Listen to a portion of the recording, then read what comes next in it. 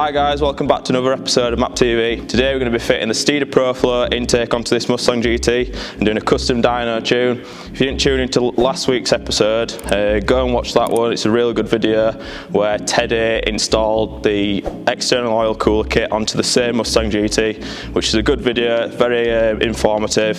So if you haven't seen it, go and watch that. So yeah, let's get cracked on.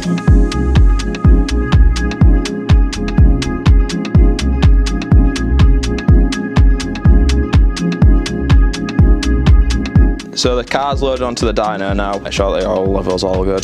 Coolant level's good. Quick visual check under the bonnet. Make sure that there's nothing falling off the engine or anything daft. Give it a quick check. Make sure it's good. Yep, right on full mark. Good to start doing some stock runs, collect some data, and then we can fit the intake, do a direct comparison between stock and the intake and tune then.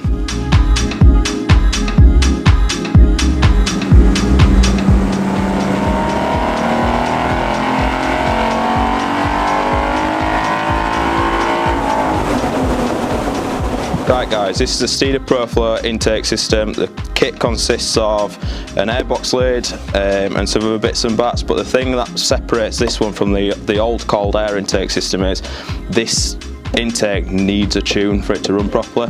If you don't tune the ECU, you'll put the intake on and the car will run like an absolute bag of spanners.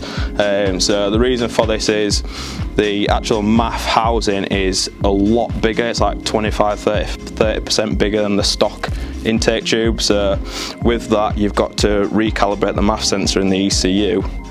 So then the airflow calculations are right, passing over the MAF sensor. So that's the lid. Then you've got the intake tube that actually fits onto the throttle body, and that goes onto the airbox. You've got your silicone joiner, so obviously that goes onto the end of there. That joins the throttle body to the intake tube. An uprated panel filter, which just sits in the bottom of the stock airbox.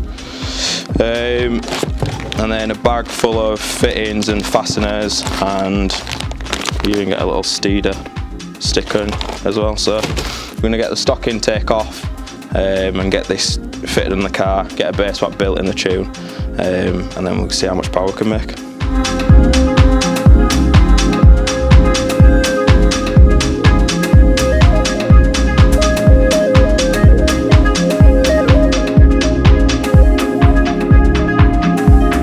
So as you saw before, the actual intake of the airbox had a huge, weird looking horn on top of it, or whatever you want to call it.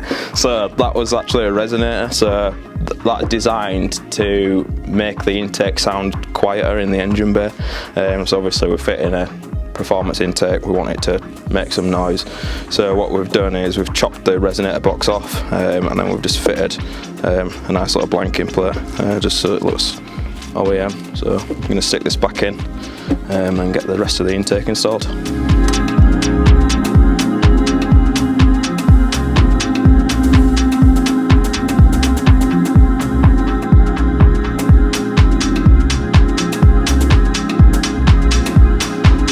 Right, the intake's installed now. I've pulled the original tune from the ECU. Well, the ECU and the TCU, with this being an automatic, it's got a transmission control unit as well. So I'm just going to go through, make all these adjustments, and then I'll flash it on the ECU as a base map, and then we can optimise it further from there.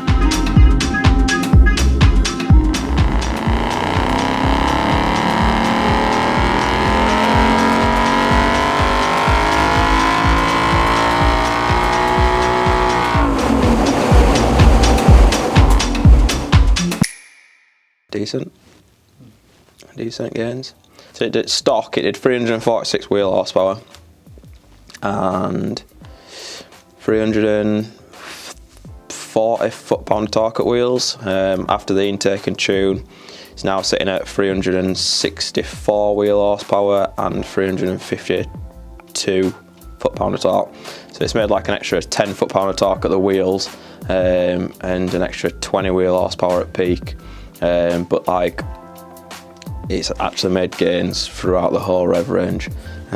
So like, after 3,000 RPM, that's when it starts to come alive, and that's when you start to get that extra 10 foot-pound of torque. Once it gets up to the top, you get that peak number of 364 wheel horsepower. I've raised the rev limit a little bit because on the stock cars they only rev out to 6,800 RPM. So I've raised that up to 7.2-ish. Car's running well, probably take it out on road and make sure the gearbox is working and stuff. Then that's it, car's finished, tuned, ready to go back to its customer.